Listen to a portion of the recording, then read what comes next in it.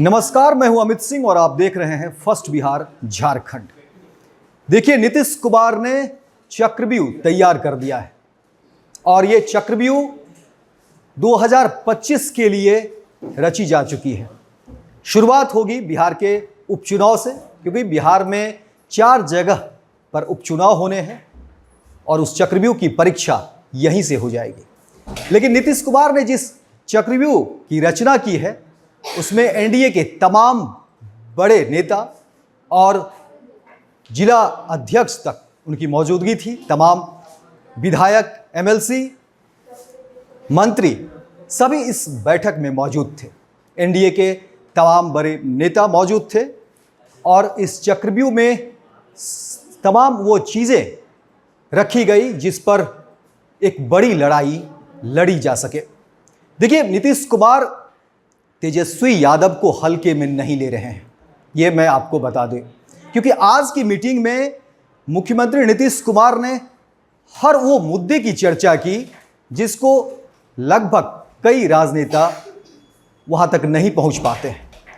नीतीश कुमार ने अपने एनडीए के तमाम उन नेताओं से बातचीत में कहा कि देखिए, गांव तक जाइए और वहां लोगों को समझिए और फिर लोगों को समझाइए, क्योंकि तेजस्वी यादव बहुत कुछ बोल रहे हैं, गांव जा रहे हैं, लोगों के पास अपनी संवाद पहुंचा रहे हैं और क्या कह रहे हैं इस पर फोकस करिए, क्योंकि हमने जो काम किया है वो वहां तक भी पहुंचाइए।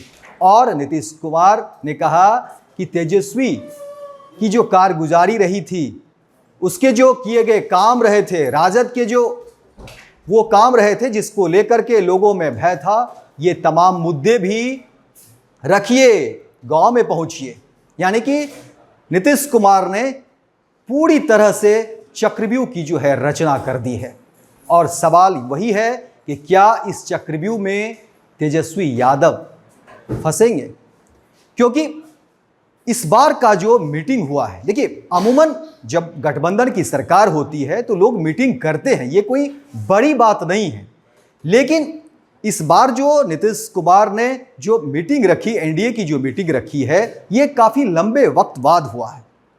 और सबसे बड़ी बात कि इसमें तमाम जो नेता पहुंचे हैं, हालांकि कुछ नेता नहीं गए लेकिन उनके पार्टी की तरफ से प्रदेश अध्यक्ष पहुंचे या बड़े कद के नेता पहुंचे, सिर्फ पारस को छोड़ करके, पशुपति पारस को छोड़ करके।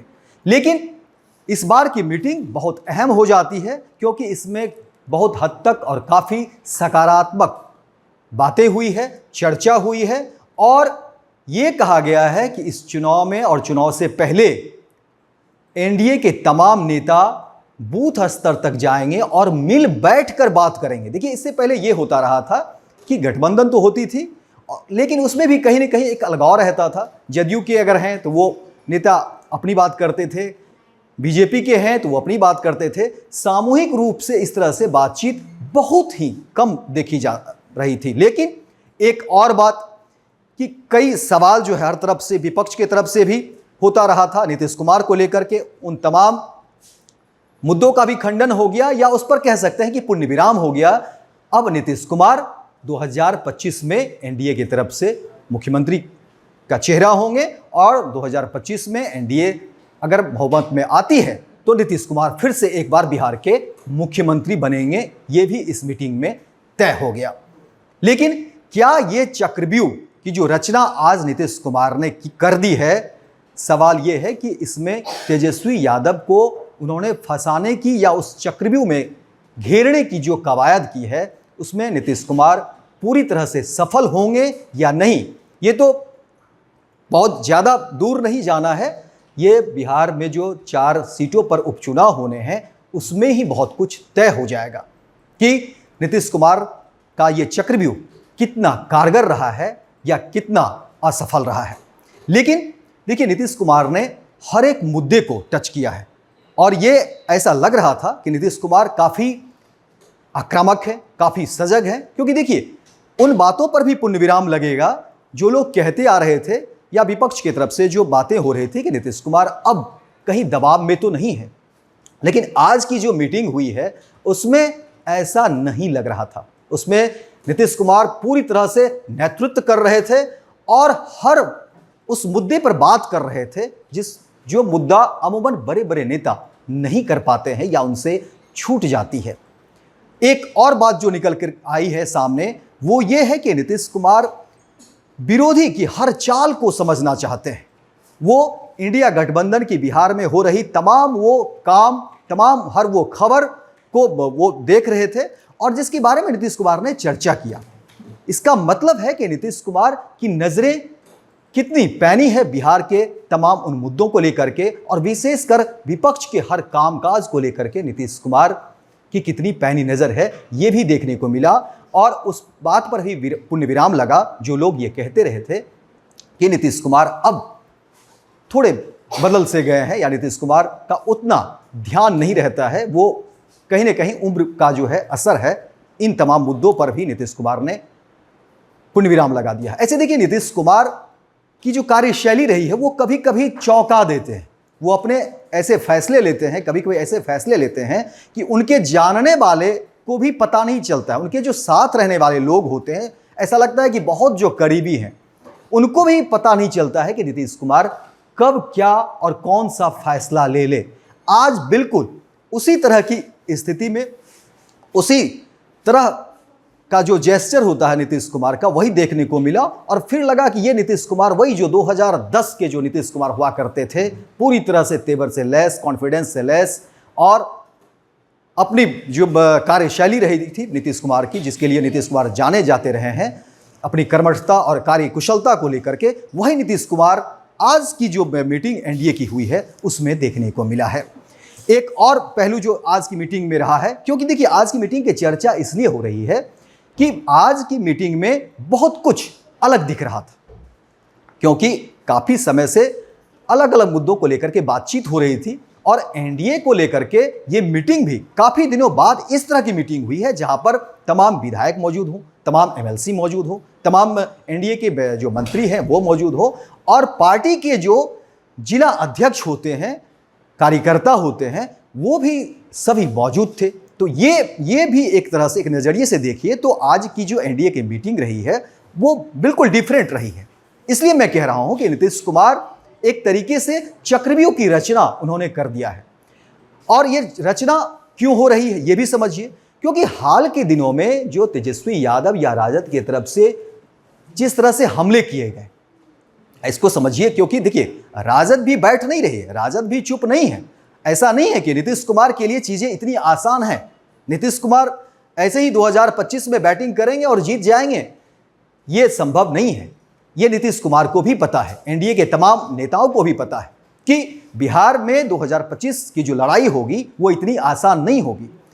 इन्हीं सब बातों के मद्देनजर नीतीश कुमार ने आज की यह बैठक की थी और बैठक में तमाम उन कार्यों की समीक्षा हुई और ऐसा लग रहा था कि नीतीश कुमार तेजस्वी के हर फैसले, हर बात और हर उनकी कार्यशैली पर नीतीश कुमार की नज़रें हैं। ये एक सबसे बड़ी बात है और ये देखने वाली बात है कि आखिर नीतीश कुमार तेजस्वी को क्या कुछ चैलेंज कर पाते हैं, या नीतीश कुमार के कार्यशैली से ये भी लग रहा है कि वो कहीं से कोई गुंजाइश नहीं छोड़ रहे हैं, विरोधियों के लिए कहीं से कोई जगह नहीं देना चाहते हैं। अब इसमें किसको कितनी सफलता मिलेगी ये मुझे लगता है कि उपचुनाव में ही बहुत कुछ, और इसकी चर्चा भी हुई उपचुनाव को लेकर के।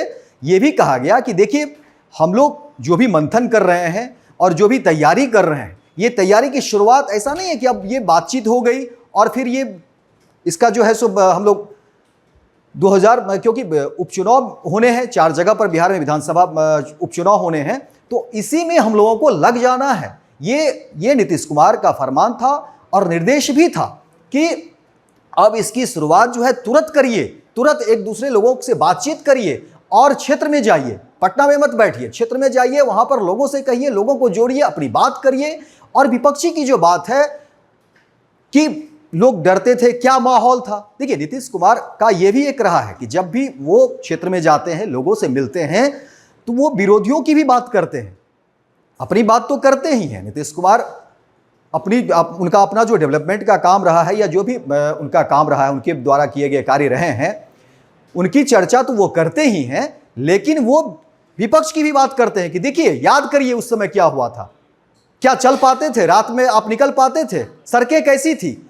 तो नीतीश कुमार चाहते हैं कि ये जो स्टेटमेंट है, ये जो बातें हैं, और जिस चीज को लेकर के जनता को मैं मना पाऊं, समझा पाऊं, तो नीतीश कुमार यही बात अपने सहयोगियों को बता रहे थे।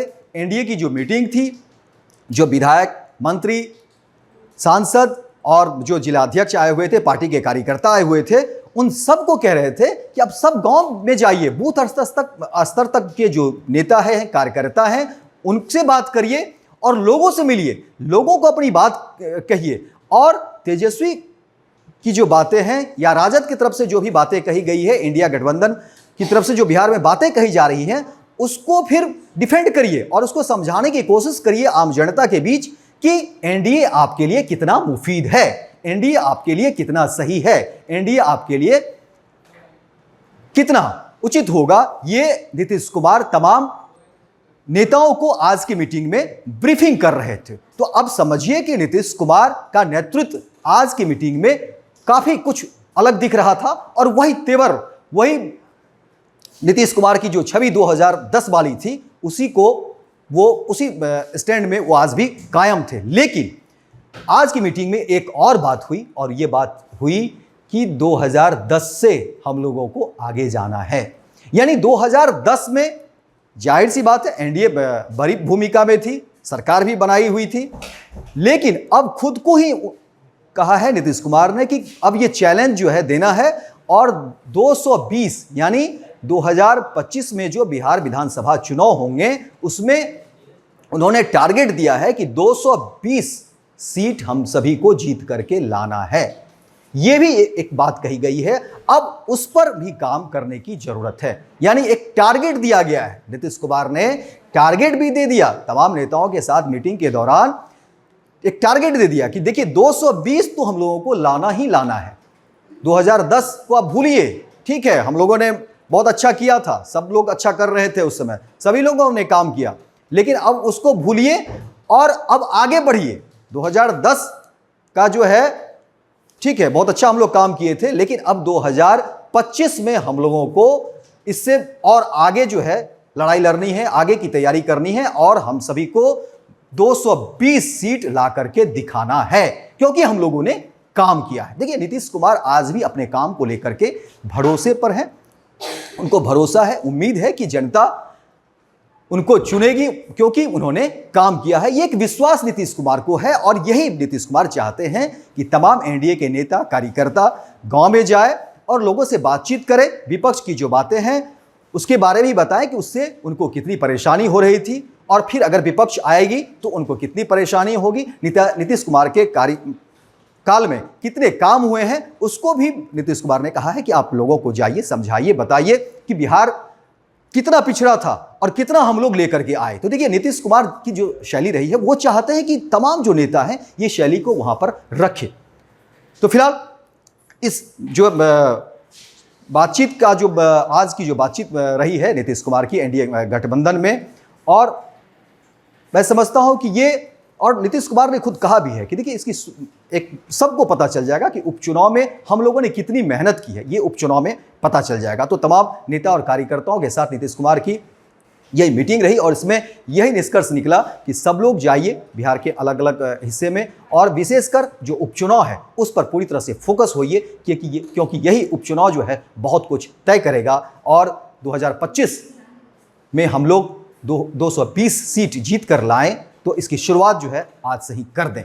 तो नीतीश कुमार ने एक तरह से पूरी तरह से चक्रव्यूह की रचना कर दी है। अब देखने वाली बात होगी इस चक्रव्यूह में तेजस्वी को वो फंसा पाते हैं, घेर पाते हैं या नहीं। तो फिलहाल इस कार्यक्रम में इतना ही, लेकिन दिन भर की तमाम खबरों को देखने के लिए आप देखते रहिए फर्स्ट बिहार झारखंड। भारतीय जनता पार्टी का सदस्य बनने के लिए 8800002024 पर मिस्ड कॉल करें। निवेदक Bharatiya Janata party Bihar. Panorama group, जो सोचता है वो करता है। आपके अपने सपनों का आशियाना। पूर्णिया वापस जाएंगे। जॉब छोड़ दिया है? मतलब ये घर कैसे चलेगा? हम करेंगे क्या? और माँ बाबूजी क्या बोलेंगे? इसलिए मैं एक और मिठाई का डब्बा लाया।